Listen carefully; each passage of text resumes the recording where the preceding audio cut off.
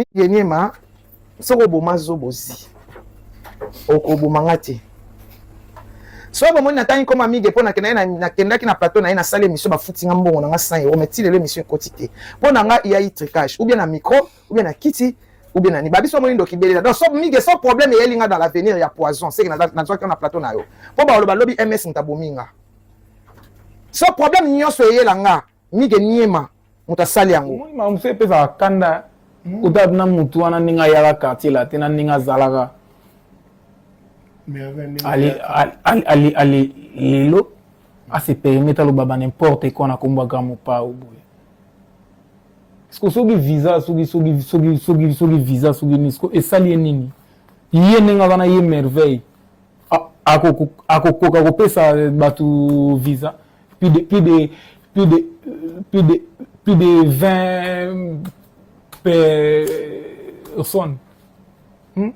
Nabi ata bino mo pe na ba plateau na bino bo permettra bato mo boete ba ya kaka koloba ba n'importe quoi pona ba légende oyo basali makambo ya minene pona musique pona culture ya mboka na yo ya mboka Congo mutabeti ba aspirine betaka partout dans le monde entier.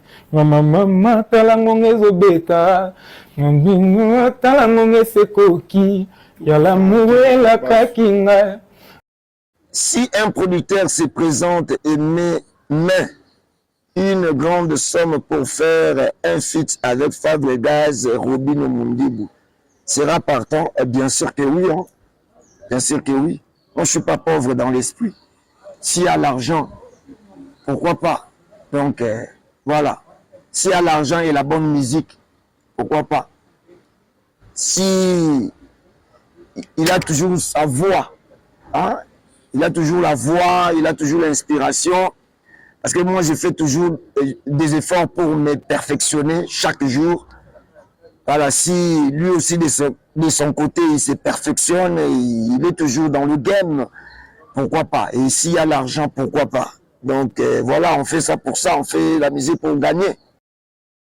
Voici la voix d'un peuple éveillé, par Isaac Elvis Kandoya guidé, l'analyste des sons de la rime et du cœur, qui dévoile la vérité sans peur ni rancœur. Tolobanus, parole sans filtre, pour une jeunesse lucide qui refuse de fuir, contre les faux discours, contre les déguisements, c'est la vérité brute, portée fièrement. Puis Tolobanus, la voix qui réveille, tout pour les jeunes, pour les vrais, pour ceux qui veillent. Dans la culture en force, l'avenir s'émerveille, pour promouvoir l'art, là où le cœur s'égrène. Mélomane, que la musique résonne, chaque mot est un feu, que la conscience entonne. Debout jeunesse, que ton esprit frissonne, le Congo avance et notre voix résonne. Tolobanus, parole sans filtre. Tolobanus, parole sans filtre. Tolobanus, parole sans filtre. Tolobanus, parole sans filtre. Tolobanus, parole sans filtre. Bienvenue sur Tolobanus. Bonjour, bonsoir. Ça dépend de l'heure à laquelle vous voulez na Toloba News. En tout cas, vraiment, nous sommes fiers de vous. L'engé boutique arabisoté, tout en mingi parce que vous aurez tant et que partager na biso ensemble.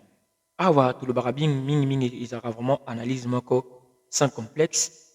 Tu as pour paix, que éclaircir et surtout que imposer respect na ba musicien na biso pour la culture na biso et kende liboso. Tout est ça la paix décryptage comme toute autre personne. Il y a sorti médiatique, il y a Koffi Olomide parce qu'on peut vous rappeler que Koffi Olomide a été un concert na ING Arena le 6 septembre de cette année. Je veux dire avant la fin de donc il y a presque déjà la fin de l'année. Koffi Olomide a été na ING Arena.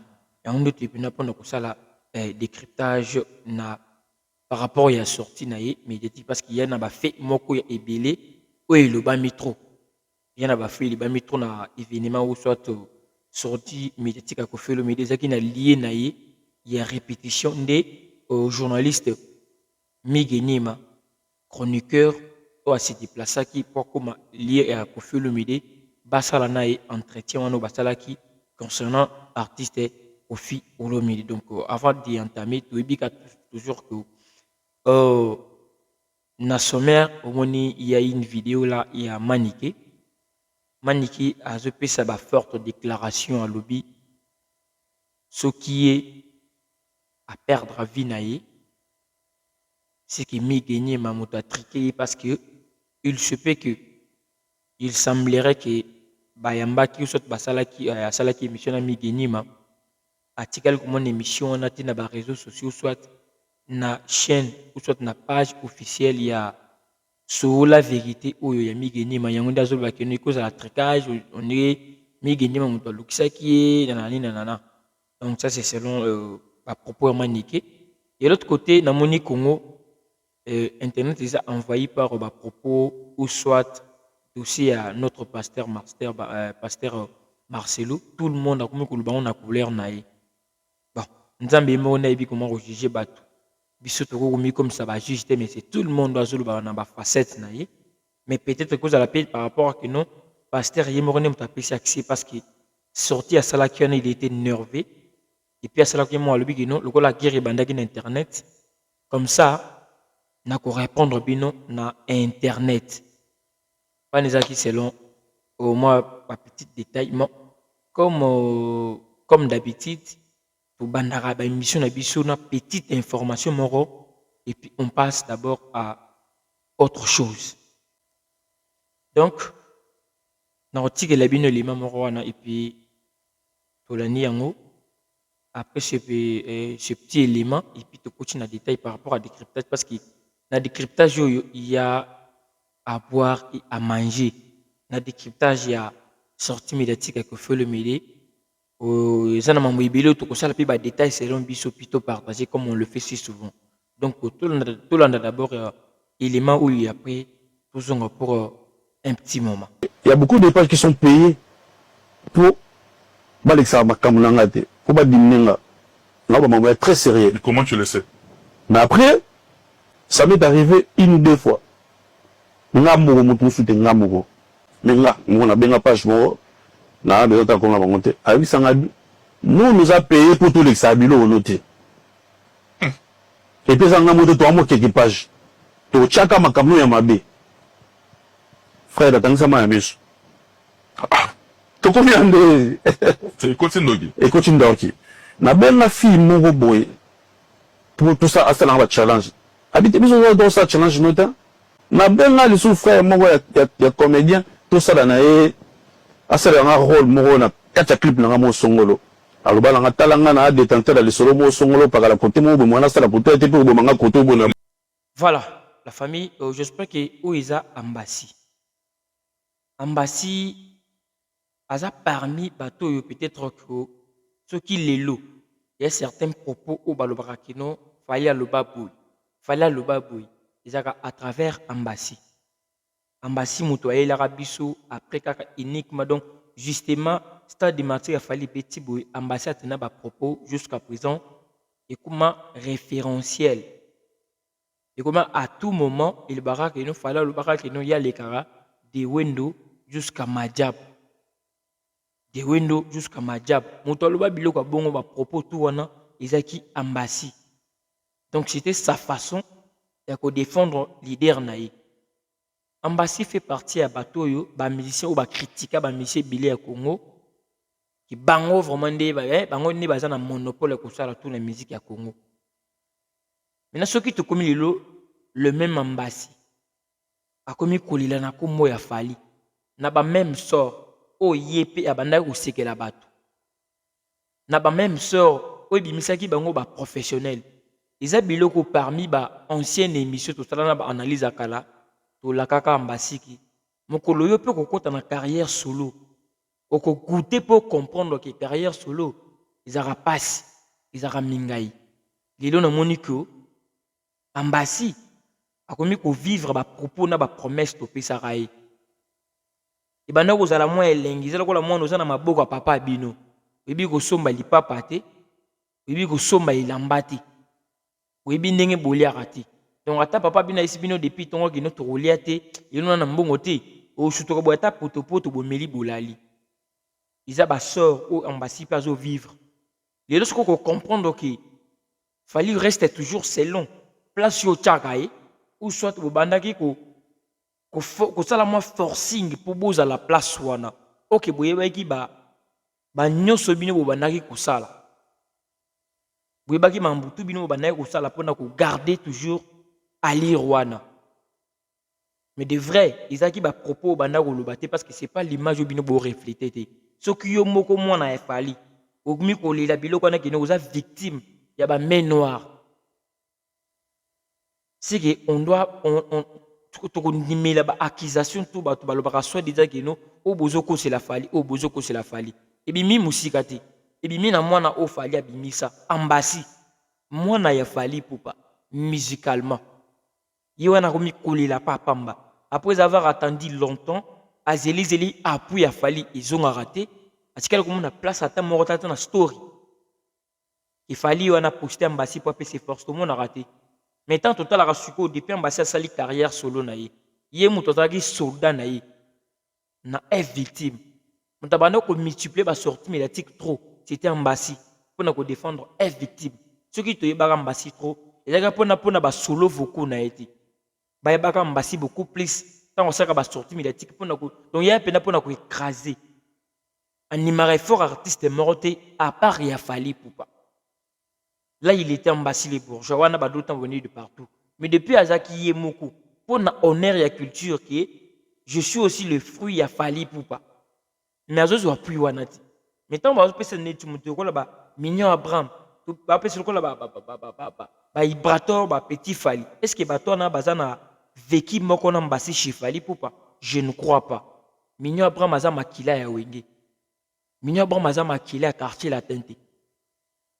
Donc, ce qui, moi, na oya yomoko, okoki kosa ele bola muté, ambassi. Donc, à tout ça, il mignon brama nengenin. Okozo sort nengemona yorobo soit. C'est qu'on peut comprendre à partir d'aujourd'hui que, non so ibimara pambati. Ils ont appris, donc, on doit aller analyser, à comprendre, à détecter, sur sa likambo et autres. Si que mutazo sa la yé. Parce qu'il y a d'abord na beaucoup de filles. Alors, t'es un tel na bengi pour tout ça à boui. Ambassi wana, ninge ba bloquer de partout bilo connaît les gars na ba page ti donc ba qui sera na ba page uniquement tant aux autres tenir ba propos yamabe il a fait de tout sommier ya ko dépenser ta ba mongo na ye ba to bazo boyena ba mongo parce que bigeno position na actuellement peut-être je pense qu'on a voyagé na un visa donc ceux qui na travaillé na yo et ko komelanga ba problème donc bilo ko boy ce qui fait que c'est une vérité fallait pour pas vraiment aux autres servir culture té aux autres servir libomo ya fali aux autres servir combo ya fali na OCP ça va fanatique mais nous on a besoin d'artistes azo se prendre en charge donc azo bien le la patriote musicalement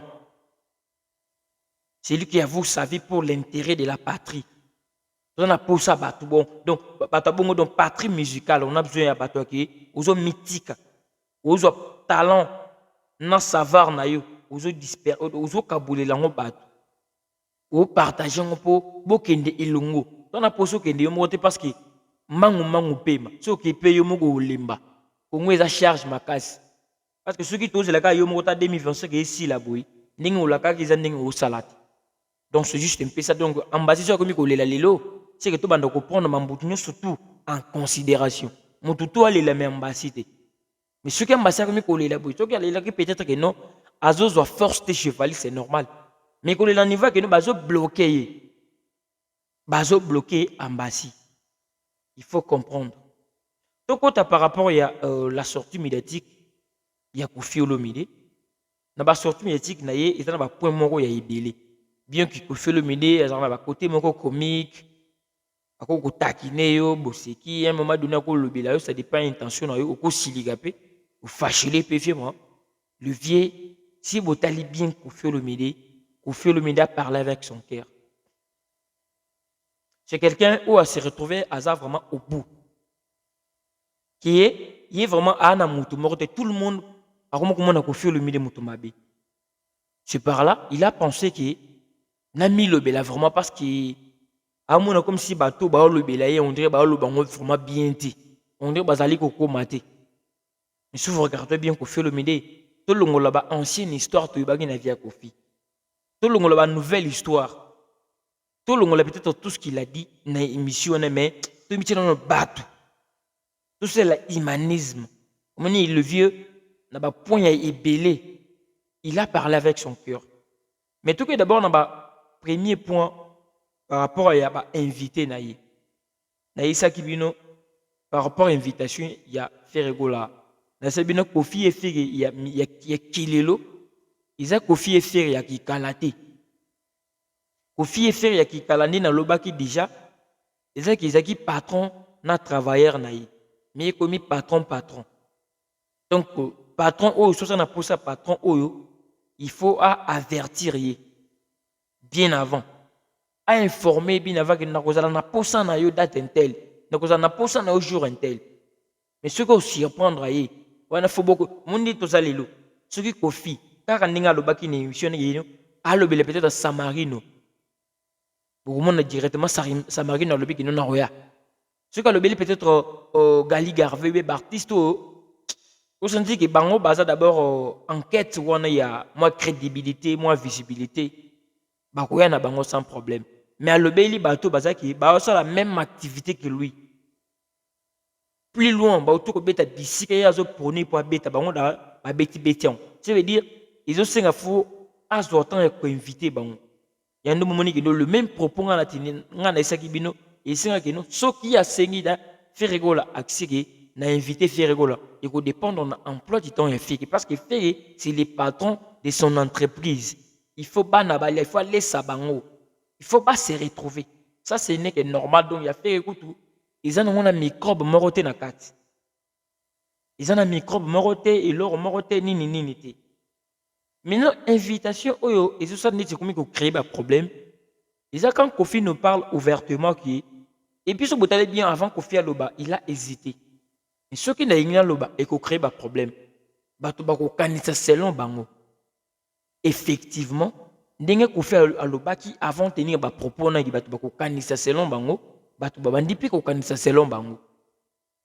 pourquoi tu as toujours sorti médiatique le Kofi et artiste intel pour tous côté mabé pour tout développer. Et ça peut pas côté ma bête pour développer, ça peut pas côté bien pour équiper pour développer. Il y a un de bomoni qui nous les faits qui bozo nier bozo multiplier ba toi billet là JR33. Azara ne na monde pas polémique mais les lois se permettre à répondre à mon la merveille parce que trop ça donc et commis trop bazana donc ba se retrouver ce que baza tout le monde a comme boy saban wenge ba linga profiter donc etika donc na wenga ne tika quelques têtes il y a bateau ba linga peut-être évolution à Kofi Olomide. Invitation au Yahweh Rasson. Kofi a compris que à Jésus Poussan. Est-ce que ça toujours une importance ou non? Objectif les années n'a pas continué comme ça la polémique. Ozo c'est lourd moroté. Ozo foot en lourd moroté. Va continuer pourquoi? Ceux qui a pensé que bien ça, Yahweh Rasson il y aura de la forêt. Mabé ezali wapi. Au balo non oui Rasson et Kofi Olomide as hypocrite. Kofi Olomide atika olanisa oui Rasson oui raweati et oui Rasson a occupé mamwana te oui rawea na iti nana ye a se référer na ndingi oui rayemba to lingana tout ça lisan. Il s'est inspiré parce que Kofi oui ita histoire moko ata faire beta quand le solo na parcours Kofi a aidé rapper wenge. Il y a aussi des émissions où ba otuna oui n'engipe azope mon coup de pouce wana ya vienaye Kofi Olomide. Toko ko telemela li solo obino boye bi source ya conflit. Ce qui peut être parce que Kofi il peut être aussi le premier ya ko takine mais à rappeler muto liboso ko senga Kofi pour senga muto pardon pour s'excuser ils auraient tenté. Azarama kasi wana umuntu atane misubu muni asengi peut-être pardon asengi peut-être du solo moko boye ou bien asengi peut-être rapproche na mutu moko boye.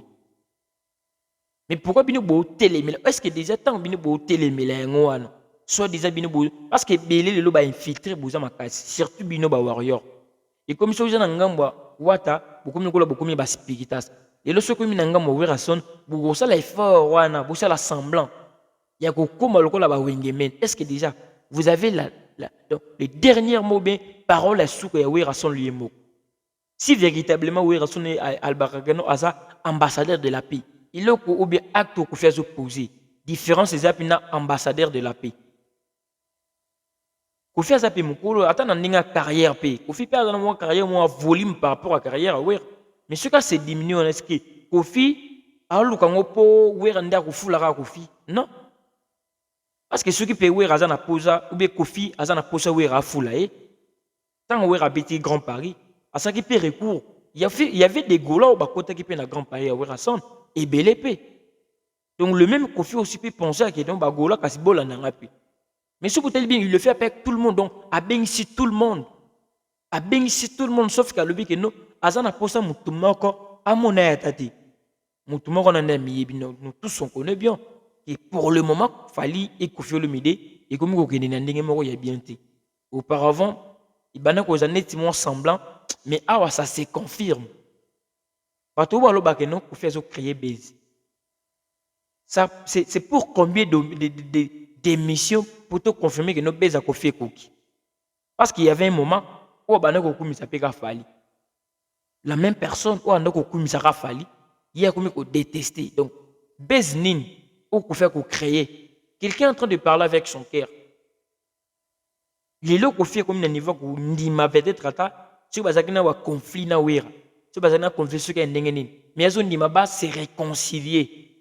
Basangana ta place moko basangana ta podium moko bayemba mais absence à Falindi il supporte l'absence là de Fali Poupa. Donc il y a quelque chose d'autre qui est peut-être avec le temps parce que oh est commis maintenant hors de question. Finalement muto abanda ko baka ba éloge sur Fali. Muto azaki Fali azaki fierté naïe. Lelo Fali a sa fierté na été. Et puis il s'en fout de tout. Tout à l'heure Fali a kala ko faire no ba là ba éloge. Ati abeta kina no yu arena ta. Fali ko bien ko faire no ba là ba éloge. Ano ko be abeta no stade de martyr te. Azaka Fali donc abeta ba to cause simi abeti banini simi ma ko signé ba grande salle ya ebelé makas. Ninga abeta ki ba récemment ba des dernières années boy isa uwanati. Ça veut dire que Kofi a bana ko kumisa Fali pour na ko flatter te ezaki parce que bazaki en bas au terme. Donc tant que baby tout tika ko se mêler na soso to ebiti.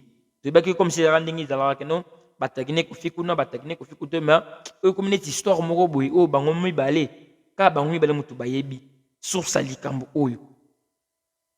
Bango mi balé mutu bayebi basogwele la nini est vrai. Parce que biso to ebelo ko bango mi balé ba we ati. Kofi accepte qu'il va travailler dans Wenge, animi ne ba insulte tout au ba fingaye. Mais à bout de présence, ça fallait qu'on supporte en côté. Mini boulot bara que nos via linganega ba polémique non. Via linganega ba polémique non, il essaie de vous montrer que tout tourne page. Et puis bino pe boti rappeler qu'on continue la question sur Fali. Ça fait combien de temps? Ça fait combien déjà nombre ya ba émission liquide et bilé au Kofi le midi, il ne supporte plus même les noms de Fali Poupa. Azo supporter comme on est Fali. Imagine et comme à chaque fois on parle de Fali, il est beaucoup plus agressif dans ses propos. Donc à comme il y a 100 gants. Taka pour moto avec nous ceux qui maki pour na moninga na yo se ki talingati. Donc il nous confirme que départ ya Fali o bato balobaka pisu patron nous mani mais yelo ko la ye moko patron to 500 ba mi balé ayebi ki o alongwa ki pona oyo. Il nous confirme. Il est en train de nous confirmer certaines réalités, certaines vérités cachées. Nasko tanga bino bote ma wubuku la tapo so ki nonga na komi mwana wenge o ko finde nguza bongo wera wa te bo est-ce que wera mutaisi bino ko na wa te Izama bete ce qui kofi imagine d'abord qu'il copie son plaire ni ba moni bena des grands géants ba kutani bena ce qu'on a IND est-ce que kofi a créé kaka pèse to c'est sa façon si ya ko ça la publicité, promotion, événement, il faut le bac. Pour un événement, il est libre de mettre les mélami le belakaye, mais parce que bino tout boza d'accord dans ma propos na été. Bino tout bo c'est pelati. Bozo boya ayati. Parce que ninga za bongo. Ce que attend au benga pétang mais na obang pétang Fali aya. A ko recevoir toujours silence et ko peut se bin toujours en plaire. Mais ce qui est sur Botika, qu'on a ta place, c'est Werason, que non à rien n'était. Donc, ce qui est moko bakutana na une interview, batuni, a pesi aval naï. Ce qui a pesi ba raison, au qui copé ça. Tout tika qu'on continue, na ba polémique ti na ba âge moko boye te parce que âge ko faire ça nango eza so âge ya ba polémique te et comme âge ya ko sala eloko peut-être que non o boreva ko faire ça la bino mais tant on est banda ko pesa melate mais akomi ko fi moko attentif akomi ko fi oyo de ayoki pe likama moko boye pe azwi pe tant ko analyser atiki moi sans choix azaki nango parce que azali kokola mais bino bozo telema catégoriquement concert ya bino te wera pe mutu bosala wera eza bino te aza wera po ye moko andima poza la wera normalement mais beaucoup na ba imposition moko botina niveau moko boye na comprendre te nous c'est ka ba je ya ba warrior tantôt boza ba warrior spiritas tantôt ce que beaucoup mi ba warrior wingemen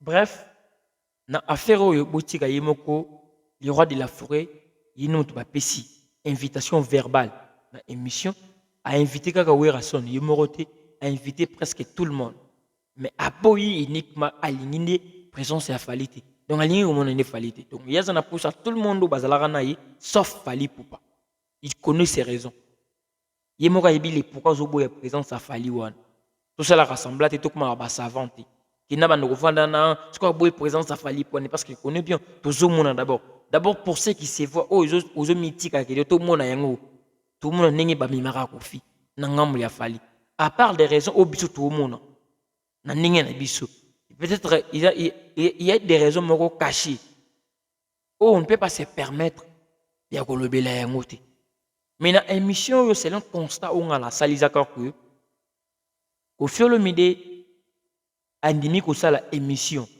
na migenyema oui bibion migenyema sala émission na Zobozi attenda 4 vérités tu ibakité ils alaki 4 mensonges tu zaki 4 vérités atanga atayo atayi atanani akoki kondimate kin avant na migenyema na ebiti akoza la sala yango pona base kaka qui est l'Obama mais je ne pense pas que battant fort des émissions wana ils pour ayambi bayambi pas migenyema te battant fort ils peut-être ba bisika a invité wenge bisika lobili mambo JB bisika mambo lobili mambo tout le monde mais kondima ozobozi asalaki na publiquement na intermédiaire ya migenyema émission pe engage rapide de personnes et que ça la pe ba propos nanga bien sûr mais you pose en part parce que zotika na continuer ba propos wana mais le Koffi avandi ba solo na migenyema est-ce que Koffi a sali hypocrisie dès constant on a ça jusqu'à présent ils le mot yelikilanga Koffi a joué hypocrisie na émission parce que ça na pour ça il y a promotion il y a ING na donc Koffi reste sincère na ba propos na yi parce que Zobozi aloba ba propos moi belé ne Koffi bimara na ba mibali ne surtout na ba basitu donc bimana bango a comme donc fabrication ko tout ça moi c'est au da bota au désolé atena ba propos moko ya bien te Zobozi mais lelo ba vandi quand même migenyema yango no monaki et comme ça qui migenyema na ba frousse moko boy d'abord na bandela émission comme grâce à Koffi comme ko kumisa donc comme ko kumisa invité et là que ya sala raté na ba invité tout ya yamba mais tant on a mis Koffi parce qu'à miyebi qui y a un parcours moko ya bien ta na histoire moko ya bien te na vie ya Koffi Olomide il fait partie à bato ba sala qui baza ba détracteur ya Koffi Olomide le même migenyema tant on le ba ki no ba futaka biso ba mbongo to dénigra bato to ni mana biso raté to ni raté parce que c'est Fally tant aucun peine le barato traitera tout bien sûr ba propos tu a ken peine ezaka na cohérence te mais nous surtout moto liboma lo barazara mabete liboma pe ko lo babeli ba akoteni pe ba propos mo pe bien liboma ra ateni pe ba propos mo boyo ozu pe osaleli esungio mais lelo ambassade pas victime wana na bato ba vivra peut-être main noire wana ce que peut se sentir main noire mais tant c'est la une image qui non j'ai surtout ajo comme ça pena que non tout ça tu es Allah que c'est biso grand et ça image a bien été l'artiste est Fally Ipupa on quand tu dis ça que embassy que non ko peut la carrière solo on comprendre Fally peut jouer pour kola okumi na âge ya Koffi okumi na âge ya Wera son âge ba vie tout wana et pour comprendre que nous ko za mukolo vous avez poussé à battre et j'ai là tant vous avez jeune on a posé mi vandel mais si au colo comme ko beta ba 70 ba 80 vous avez poussé à battre à la pembe na yo Oko piqué crise na boto. C'est de même avec Koffi Olomide. Hormis la polémique, il reste vraiment Koffi Olomide. Il parle ouvertement avec son cœur. Il a accepté, il clash tout. Il n'est pas ça là, parce que c'est sa manière aussi de se défendre. Quand on a expression faciale à Koffi Olomide, certains propos sont que Koffi vraiment a choqué. Azal quoi mutu, azo revendique, azal le mot choqué vraiment dans le thème. Ça lui dérange trop. Bisous, Koffi, Boenaboe, Viana, Alinga Kosilate, Alinga Paponi, bien sûr. Mais il s'est raté que nous vient Silate. Dans le deuxième constat, Koffi Olomide a bien Cindy Leker, qui est pour naï, Cindy a déjà légende, mais selon la définition légende, là, moi, je ne suis pas d'accord avec Koffi Olomide. Il reste légende peut-être pour na bateau, ou bien parmi bateau balikara na quartier, parce que chaque structure, parce qu'on a une légende là-bas. Elle peut être légende, il y a quartier latin, parce qu'il y a quartier latin, Bassi. Je ne pense pas qu'il y ait Bassi, à part Cindy Leker. Quartier latin, il y a Bassi, Billy, tout le monde, 4 à 5. On connaît Cindy Leker. Au quartier latin, il bimissi na Mokili. Mais lui appeler légende de la musique à Congo, ça vraiment, dans la part, on est d'accord. Mais quand on lui a parlé aussi concernant qu'on propulser Cindy Leker, on dirait qu'Koffi Olomide ne vit pas de ça. On dirait ils sont moins jaloux, ils ont sécurité peut-être. Ça peut être aussi sa manière de sécuriser sa femme. Parce que Aza Cindy Leker, simplement le rôle de la musicienne ou bien chanteuse, surtout, mais Aza couple, Madame Olomide. Ça veut dire, à ce pays, elle va encadrer. Peut-être elle mérite tout ça. Mais si vous dites Koffi Olomide, il est lucide. Ou à la Cindy Leker, à se défendre Cindy Leker, mais autre la musique, c'est pas si une bonne façon de côté de Cindy Leker. Bien sûr, il y a une mais tu es évitant, tout le monde a la manière, parce que tout le monde a la manière, comment on a papier, que la manière où les artistes au fou là, ils allaient dans côté. Mais ce qui est sûr, on a résumé, Koffi, il a compris que non, à se prendre âge à Akola. Azokolané déjà. Donc tout le monde au Bango Tikali en activité musicalement, il n'y a pas plus âgé que Koffi Olomide. Le reste est tout. Ata beau travail na Koffi mais Gouta peut-être ata moi touche à Koffi. Oza peut-être moi mécanisme robo na musique ya Koffi. Et cerveau peut moi peut-être na moi et le robo. C'est très très important. Ici le robo il go sungape. Ceux qui boyo qui pe Koffi tout qui ba polémique moko inutile. Aujourd'hui, on peut comprendre que non la musique n'est plus au Congo. Ba accusation est tambolara, et belé ba défendara, et belé ba wanganaka, mais yalilo ça se confirme petit à petit. Mais au Italie conflit Koffi Olomide n'a fallu pour pas tout mi kota vraiment sous ma capacité. Bangomi balé ba ebi vérité.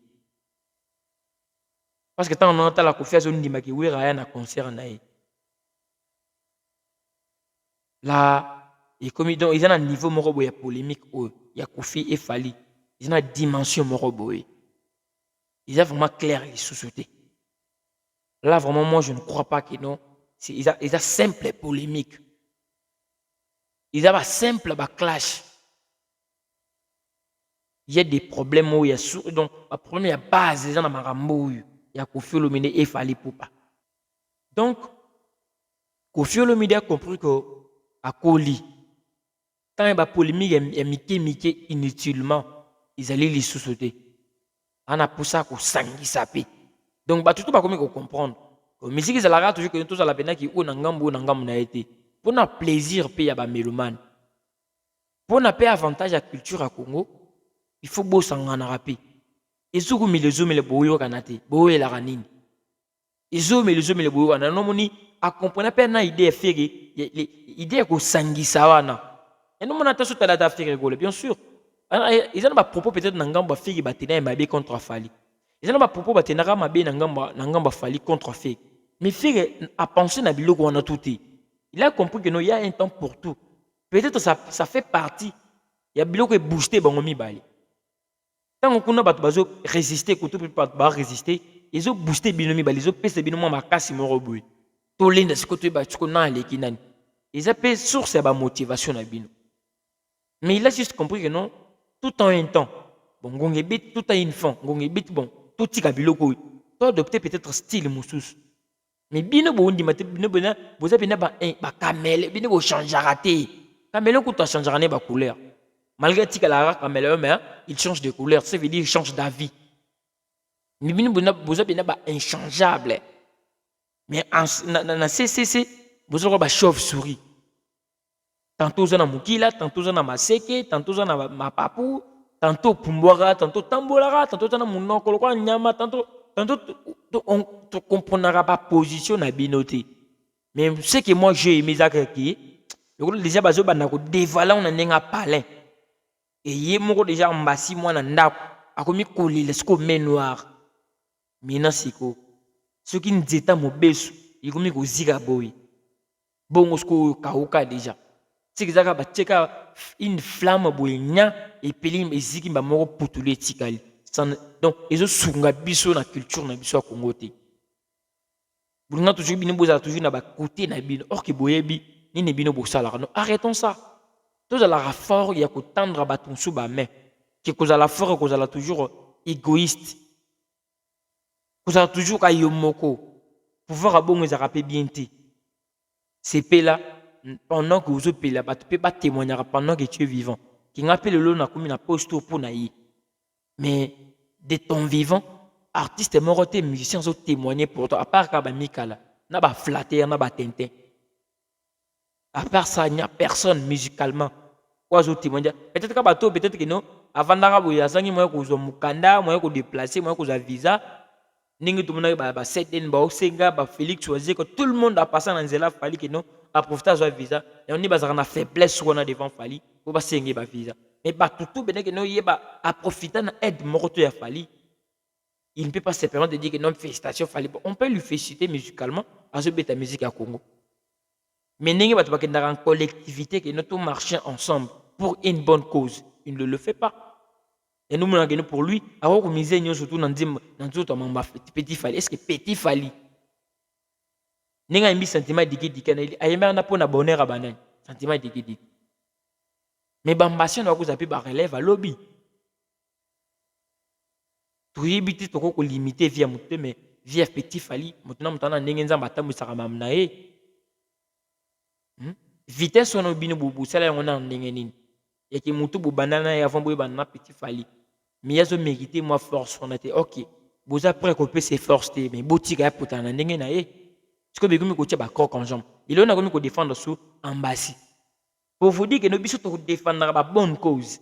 Tant ambassade nous a dit que ça la médiocrité, nous avons toujours contre ambassade. Pourquoi? Parce que aimer la culture, ils apprennent à rabaisser mon société. Je n'ai pas quelqu'un qui veut, quelqu'un pour lui, pour s'allumer, il veut éteindre la lumière des autres. Pela na ninga na yo, tika pe baninga ba pela.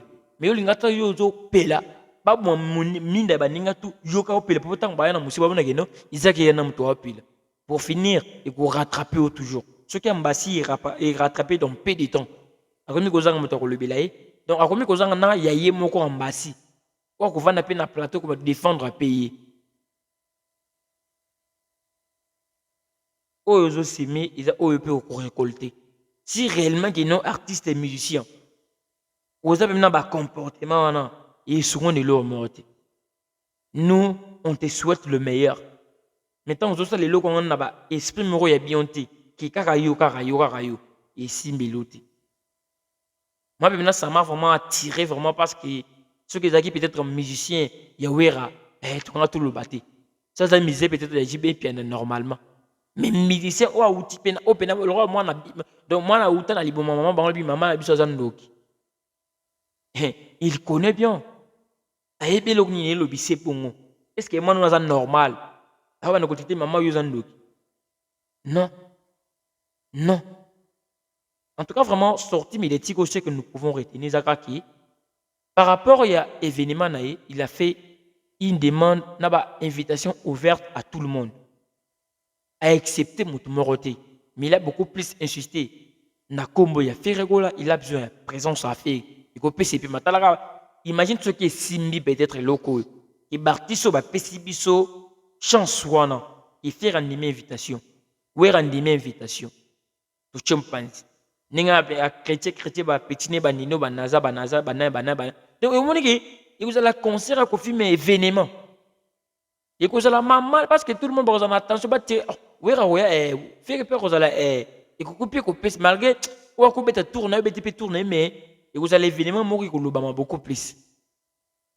Donc il y a ce côté business na côté ko propulser musique na bus et bien nous besoin baser na to besoin nganda marate ouais OK té bon kasi bo pekisa kasi yo bogi tia basinga soki mo kasi pela ka kini bien bogi ko tia basinga ki we ko kenete net mpanzi affaire ko écoute wana pongia ba bébé soka qui fait il a son temps alors qu'il nae il n'est pas obligé ko fie persali demande il y a politesse il y a kimukolo il y a professionnalisme demande moi que au tigre la mon tout temps il faut réfléchir mon tout temps il y a ko paiement.